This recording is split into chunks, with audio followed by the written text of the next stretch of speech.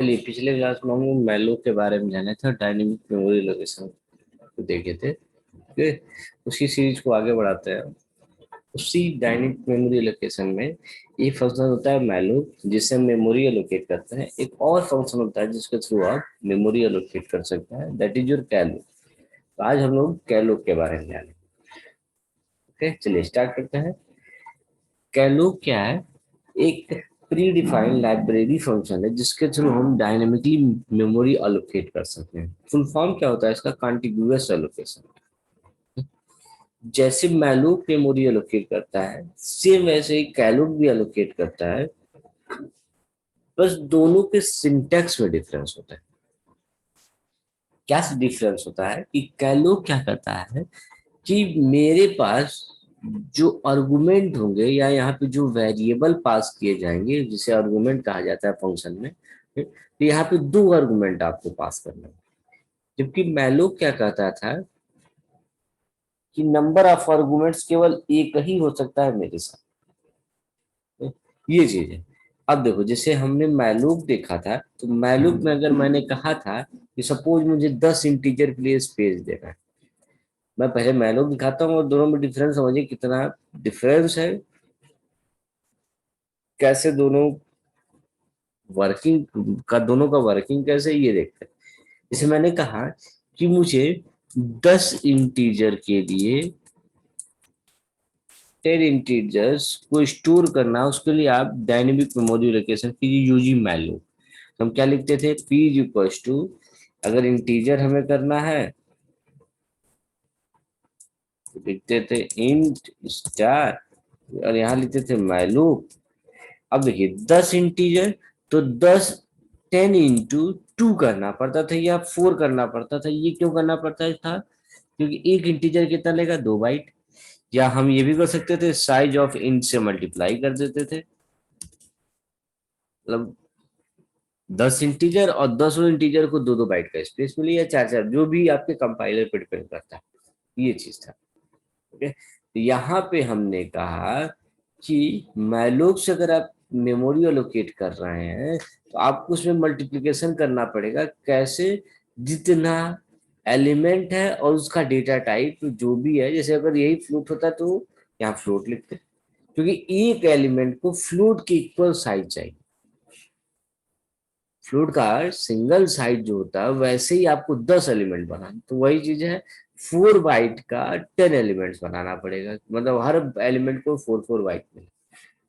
तो ये चीज होता था कि आपको यहाँ पे मल्टीप्लीकेशन करना पड़ता था। ओके, तब ये मेमोरी एलोकेट करता था 10 इंटीजर या 10 फ्लोट के लिए। ये एक दिक्कत थी मैलोक के साथ। ओके, लेकिन अगर हम कहें कि यहाँ पे कितनी वैल्यूज पास की गई हैं, तो केवल एक ही। देखिए, इसको मल्टीप्लाई करने के बाद आंसर एक ही आया होगा। ये मत सोचिए कि दोनों अलग अलग चीजें हैं। जैसे अगर हम कहें कि मान लो इंटीजर 2 है, इंटीजर की साइज 2 है, अगर इंटीजर की साइज 2 है तो यहाँ पे कितना पास किया गया होगा? तो 20 केवल पास, सिंगल वैल्यू पास की गई। यहाँ पे केवल एक आर्गुमेंट है। कैलूप ने क्या कहा कि आप इन दोनों को क्यों ना सेपरेट कर दें, कि साइज अलग बता दे और नंबर ऑफ एलिमेंट्स अलग बता दे, तो मल्टीप्लिकेशन का वो नहीं रहेगा। वही काम कैलोक ने किया। कैलोक ने इन दोनों को तोड़ दिया। उसने क्या कहा कि अगर आपको 10 इंटीजर को स्पेस देना है, तो सेम वही तरीका है जैसे आप मैलोक को देते थे, वैसे ही दीजिएगा इंट स्टार। बस मैलोक की जगह लिख दीजिएगा कैलोक। और बताइए कितने इंटीजर के लिए? हमने कहा 2 इंटीजर के लिए या 10 इंटीजर के लिए। और हर इंटीजर का साइज कितना होगा तो वो अलग से पास कर दीजिए। साइज ऑफ, ये अलग से पास। मतलब वहां मल्टीप्लीकेशन करते थे तो सिंगल वैल्यू पास होती थी। कहलू कहता है कि हम दोनों को अलग अलग पास करेंगे। पहले बताइए नंबर ऑफ एलिमेंट्स कितने आपको चाहिए और हर एलिमेंट की साइज कितनी चाहिए, ये चीज।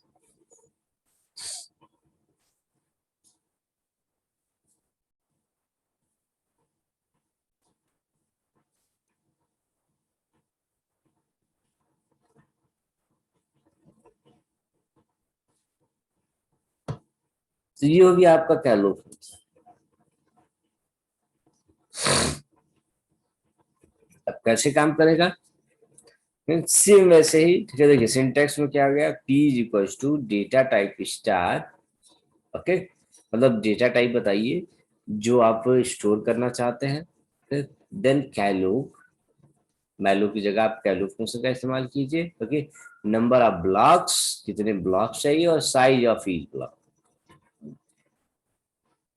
कितने ब्लॉक चाहिए और हर ब्लॉक की साइज कितनी है, ठीक है। चलिए एक प्रोग्राम बना लेते हैं जैसे उसका बनता था मैलो का। आपने देखा था कि हाँ पी क्या था, पॉइंटर वेरिएबल, तो में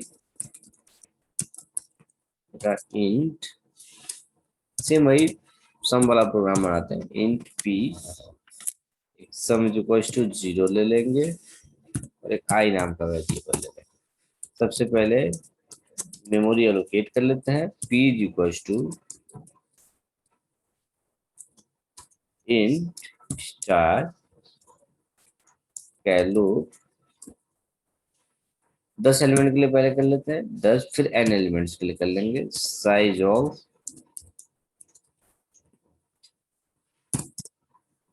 एक मैसेज देते हैं printf इंटर नाउ 10 एलिमेंट्स,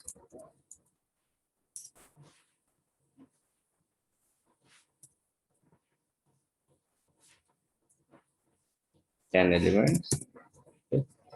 हाँ, जैसे उसमें काम करता था मैलो,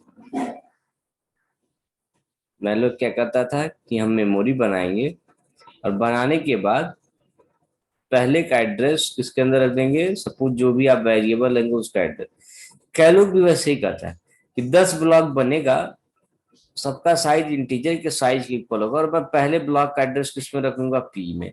तो अगला क्या होगा, p+1, p+2, p+3, p+4 and so on, okay.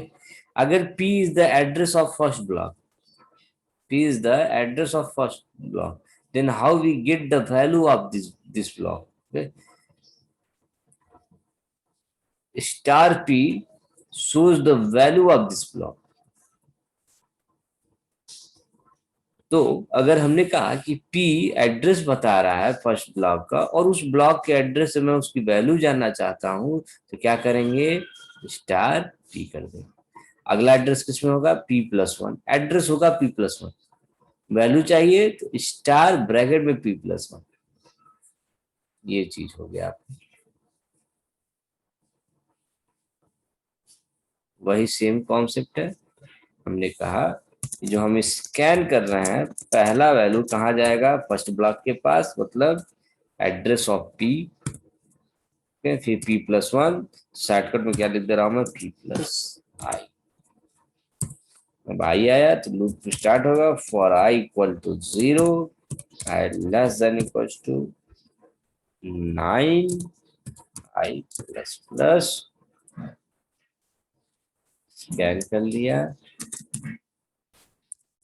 इसी को ऐड कर दे रहा हूँ, sum equal to sum plus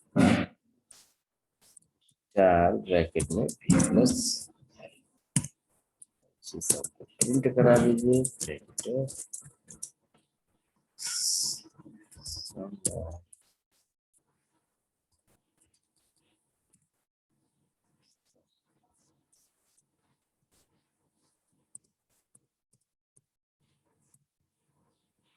run कराते हैं, इंटर 10 एलिमेंट्स,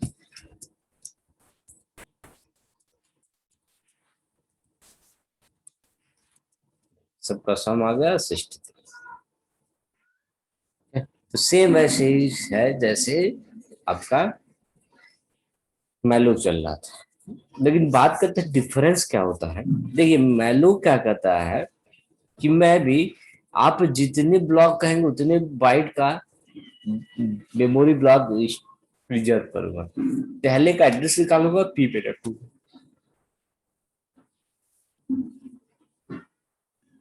लेकिन जो मेमोरी ब्लॉक रिजर्व होंगे आपके, उसके अंदर आप अगर वैल्यू रखेंगे तो ठीक है, अगर आप नहीं रखते हैं तो बाय डिफॉल्ट बाय डिफॉल्ट इनके अंदर गार्बेज वैल्यू स्टोर हो जाती है। मैलोक खुद से वैल्यू स्टोर करता है, और कौन सी वैल्यू स्टोर करता है? Garbage value. गार्बेज वैल्यू मतलब कोई भी वैल्यू खुद से ले लेगा, ओके, उसके रेंज के बीच का, और उसे स्टोर कर देगा, ये चीज। तो मैलोक जो मेमोरी एलोकेट करता है उसमें बाय डिफॉल्ट खुद से जो वैल्यू स्टोर करता है वो होता है गार्बेज वैल्यू।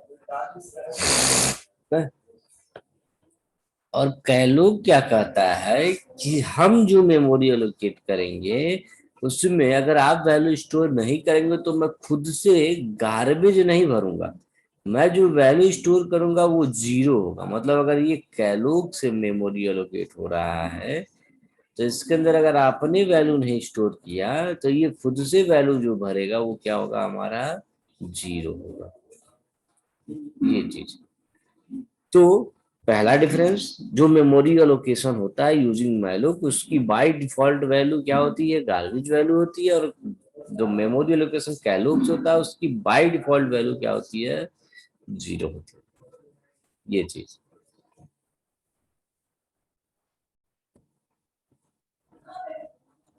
दूसरा डिफरेंस, अगर मैं कहूं मैलोक में कितने आर्गुमेंट्स पास किए जाते हैं, तो मैलोक में एक सिंगल आर्गुमेंट पास किया जाता है, और कैलोक में डबल आर्गुमेंट पास किया जाता है, दो आर्गुमेंट पास किए जाते हैं।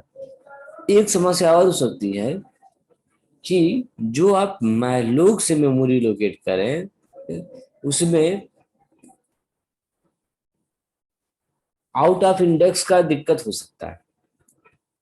मतलब हो सकता है साइज आपने ले लिया है, और आप एलिमेंट अगर स्पेस के साथ देते जाए तो वो लेता जाए, लेकिन कैलो के साथ ऐसा नहीं होता।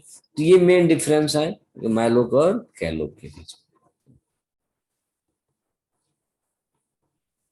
चलिए अब अगले फंक्शन के बारे में जानते हैं जिसका नाम होता है, ये तो हो गया कैलोक और मैलोक जिससे हम मेमोरी एलोकेट करते हैं। ओके, अब तीसरा फंक्शन जो है आपका वो है आपका रीअलोक। रीअलोक ये कैसा फंक्शन है? ये एक प्री डिफाइंड फंक्शन है जो जो पहले से मेमोरी बना होगा, वो चाहे वो कैलोक से बना हो चाहे मैलोक से बना हो, उसको रीअलोक करता है। मतलब नया अलोकेशन, मतलब साइज को इंक्रीज या डिक्रीज कर सकता है। अब इसका इस्तेमाल कहाँ करते होंगे? सपोज हमने कहा कि ऐसे समझिए कि आपको क्या करना है, एक प्रोग्राम दिया गया है, उस प्रोग्राम में आपको पहले नंबर ऑफ एलिमेंट्स कुछ और दिए जाएंगे। मान लो कहा 5 एलिमेंट दिए जाएंगे। 5 एलिमेंट जब दिए जाएंगे,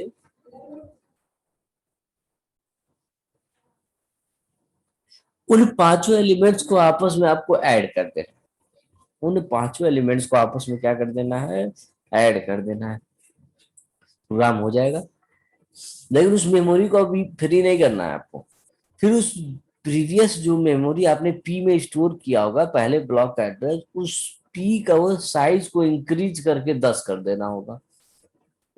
10 करने के बाद फिर उसमें नए एलिमेंट स्टोर करने होंगे, और स्टोर करने के बाद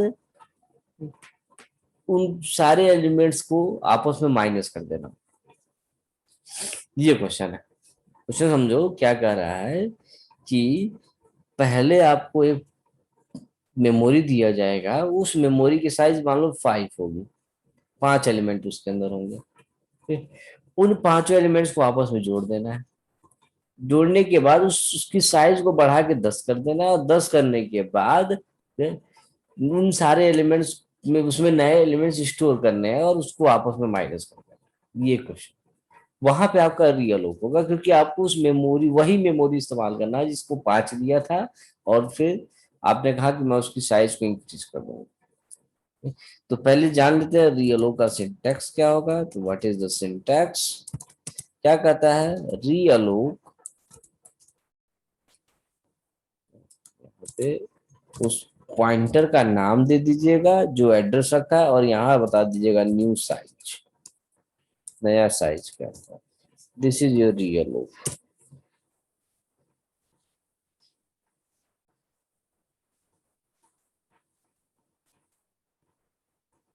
जहाँ पे पी अगर मान लीजिए 10 बाइट का है, ओके, और आपने न्यू साइज 20 दिया, तो इसका मतलब पी की साइज इंक्रीज होकर 20 बाइट्स हो जाएगी।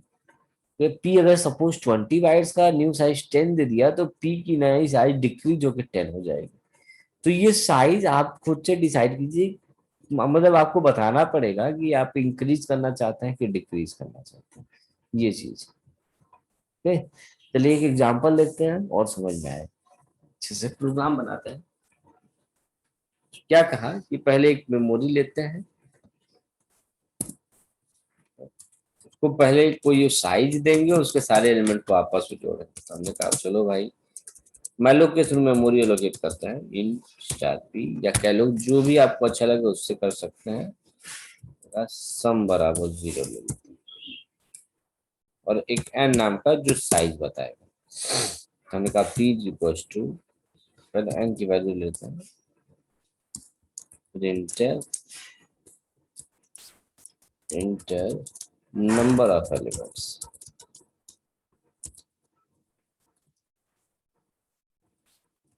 Number of elements.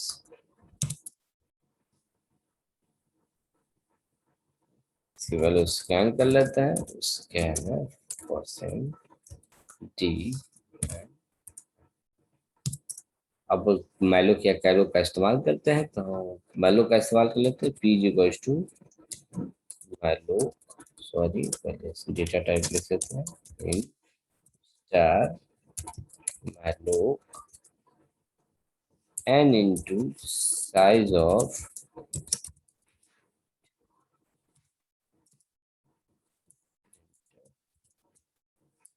enter percentage d elements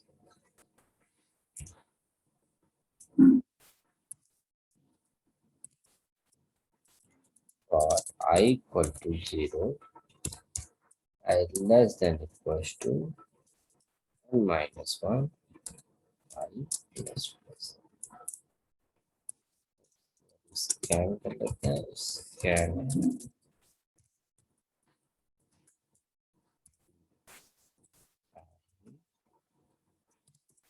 some equals to, ये पुराना प्रोग्राम है जो हम लोग बनाए थे, सभी हम समझा रहे हैं, प्लस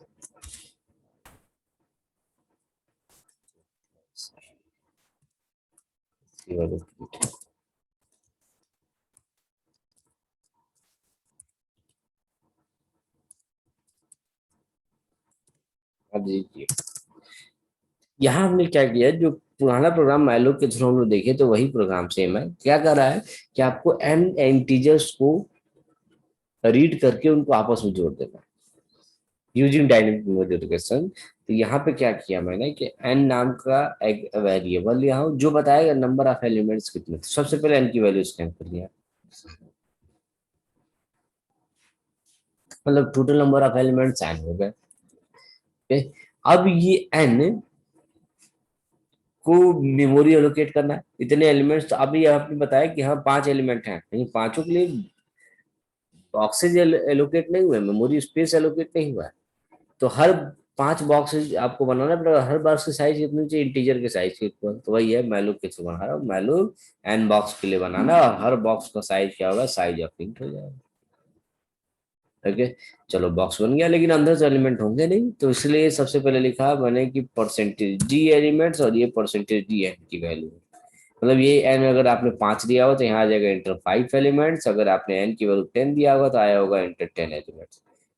अब 0 से लेके n-1, तो n की वैल्यू अगर 10 दी होगी तो 9 तक जाएगा, 5 दी होगी तो 4, मतलब 0 से लेके 4 तक जाएगा, सारी वैल्यू स्कैन करेगा, स्कैन करने में सबको आपस में जोड़ता जाएगा।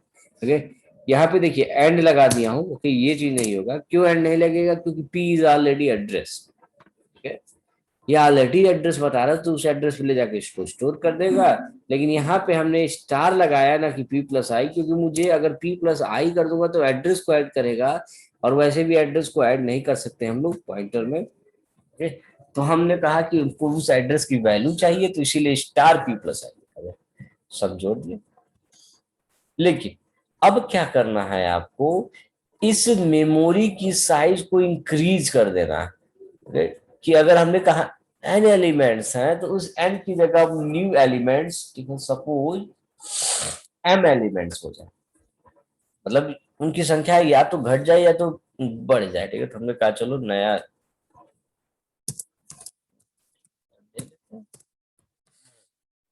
लिखते हैं यहाँ पे message, printf inter new number of elements, new number of elements.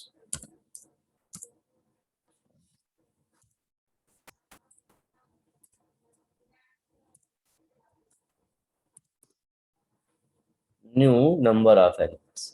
अच्छा, ये कैसे पता चलेगा कि हम दोनों का सेम ही है? ठीक है, तो एड्रेस भी प्रिंट करा लेते हैं कि बेस एड्रेस अगर दोनों का सेम ही आएगा, इसका मतलब सेम मेमोरी लोकेशन है। परसेंटेज यू कामा, ये फर्स्ट एड्रेस, यहाँ पे एक मैसेज डाल देते हैं, first time address, first time is, copy कर लेंगे, कॉपी कर देंगे। अब नया एलिमेंट, नंबर ऑफ एलिमेंट देते हैं, इसकी वैल्यू स्कैन करते हैं, स्कैन है परसेंटेज टी एंड, ये हो गया। अब नए एलिमेंट्स को रीड करेंगे,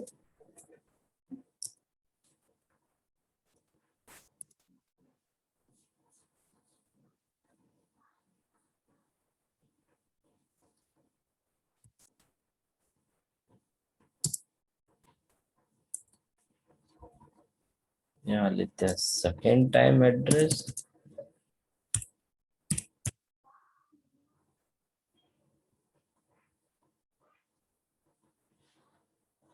हाँ देखिए ये बता रहा है क्या, यहाँ पे ध्यान दीजिए कि नया साइज कितना होगा। तो हमने कहा एम, उसमें एम एलिमेंट्स, उन एम एलिमेंट्स के लिए आपको फिर से मेमोरी एलोकेट करना पड़ेगा। ओके, तो या तो फिर से मेमोरी एलोकेट करिए, ओके, या जो पहले से आपने एलोकेट किया है, आप चाहते हैं कि मैं फिर से एलोकेट ना करूं, आप चाहते हैं उसी को रिसाइज कर दूं, तो हमने कहा री अलोक, रियल किसको, पी जो पहले से आपने मैसेज उसका साइज एम कर दीजिएगा। ये चीज, यही चीज समझा रहा हूं। मान लो अगर यहाँ पे कहा कि एम एलिमेंट्स है, तो ये तो बता दिया एम बॉक्सेज आपको बनाने हैं, लेकिन बॉक्सेज तो बने नहीं होंगे, या तो आप फिर से नया बॉक्स बनाइए, एलो कल मैलो क्या कैलो का इस्तेमाल। अगर आपने पहले से एक मेमोरी एलोकेट किया है और आप चाहते हो उसका साइज इंक्रीज या डिक्रीज हो जाए, तो आप किसका इस्तेमाल करिए? इसका मतलब ये जो मैलोक से बनाए हो तुम साइट, ये नंबर ऑफ बॉक्सेस, उसी को ये इंक्रीज कर देगा या डिक्रीज कर देगा, जो भी एम की वैल्यू दी होगी उसके हिसाब से। आप एड्रेस प्रिंट करा के देख लीजिएगा, एड्रेस नहीं चेंज हुआ होगा सेकेंड टाइम भी, एड्रेस फर्स्ट का वही होगा, बस उसकी साइज चेंज होगी। ओके, अब यहाँ पे कितने एलिमेंट्स आपको देने होंगे, एम एलिमेंट्स, ओके, और यहाँ पे हो जाएगा m-1 p प्लस आई पे जाएगा, स्टार p प्लस आई, सब की जगह आप माइनस कर ले सकते हैं। हमने कहा सब ले लेते हैं, सब्ट्रैक्ट करेंगे, एक सब सब्ट्रैक्ट, और उसी सब्ट्रैक्ट को प्रिंट करा देंगे। हाँ, एक चीज और, सब नाम का एक वेरिएबल ले लीजिएगा, इंट सब इज इक्वल टू 0।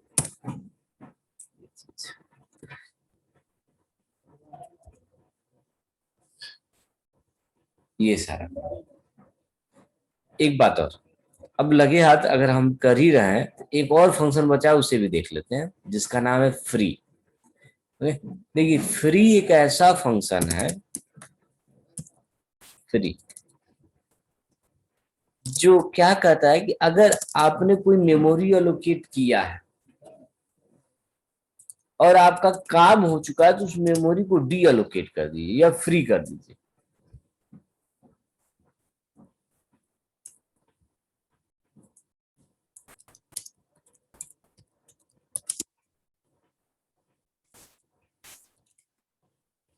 रीअलोकेट करना, यही है। और सिंटैक्स बहुत आसान होता है। जो सिंटैक्स होता है वो क्या होता है,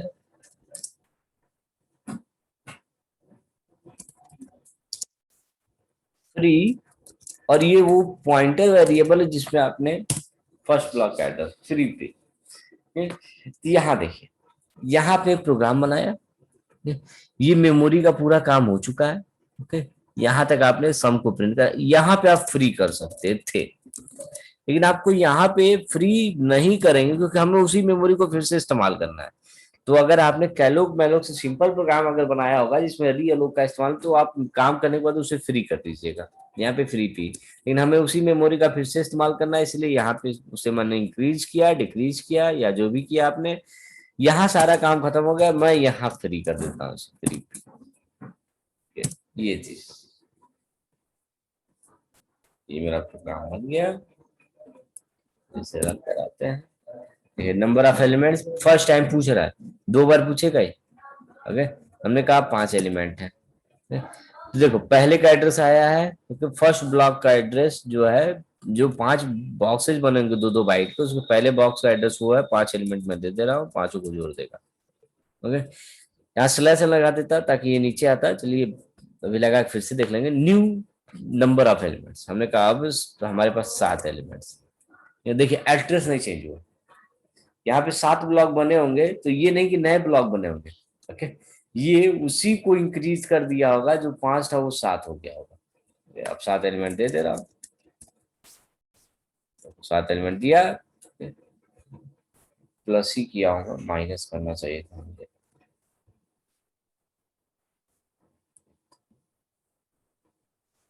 सब ये माइनस करना चाहिए था।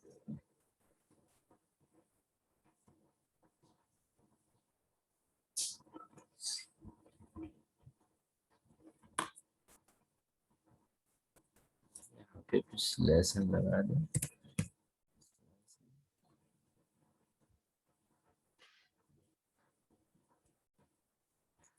यहाँ पे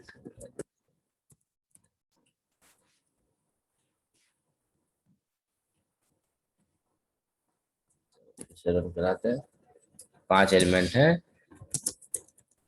जोड़ के 5 आ गया आंसर। ठीक है, फिर करा नया साइज, हमने कहा 7, सेम एड्रेस 7 दीजिए, 7 को माइनस किया, -7 आ गया।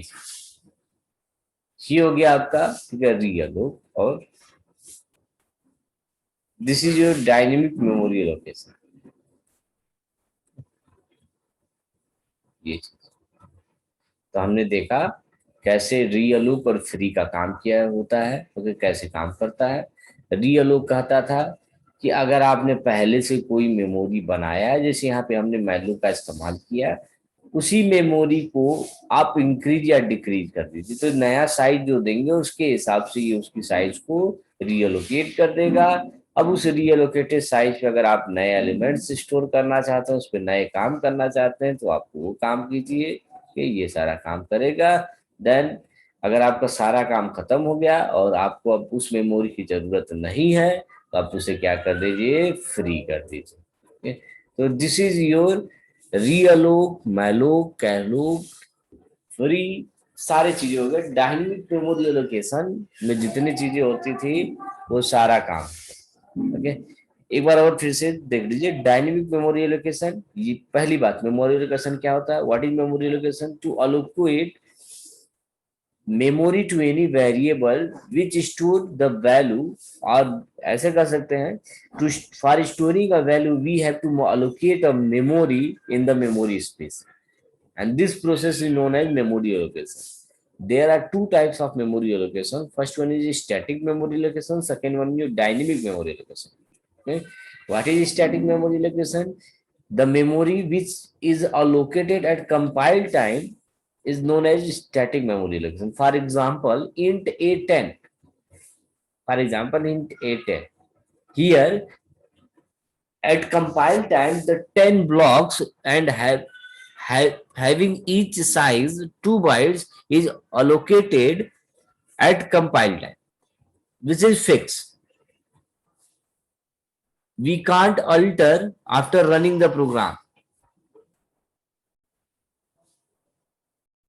But in a dynamic memory location, we can alter the size or number of blocks at runtime.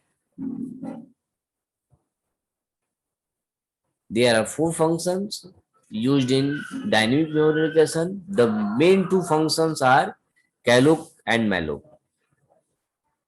Malloc for memory allocation, calloc for contiguous allocation. और इन्हीं सारे चारों फंक्शन के बारे में हम लोगों ने पढ़ा। तो ये हो गया हमारा पूरा dynamic memory location. Okay, difference भी आता है, what is difference between malloc and calloc. तो सिंपल डिफरेंस क्या है कि मैलोक पे सिंगल आर्गुमेंट पास होता है, कैलोक में डबल आर्गुमेंट पास होता है। ओके, मैलोक जो मेमोरी एलोकेट करता है उसमें बाय डिफॉल्ट अगर आप कोई वैल्यू स्टोर नहीं करते हैं तो गार्बेज वैल्यू होता है, और इसमें कैलोक में जो मेमोरी एलोकेट होता है उसमें बाय डिफॉल्ट जीरो होता है। तो ये हो गया आपका मैलोक कैलोक एंड पूरा डायनेमिक मेमोरी एलोकेशन। रीअलोक एक ऐसा फंक्शन जो प्रीवियस एलोकेटेड मेमोरी को अगर आप उसका साइज इंक्रीज या डिक्रीज करना चाहते हैं तो वो इस्तेमाल किया जाता है रीअलोक। और सारा काम होने के बाद उसको फ्री करना हो तो उस मेमोरी को आप क्या करिए, फ्री कर दीजिए। This is your all about dynamic memory allocation. ये चीज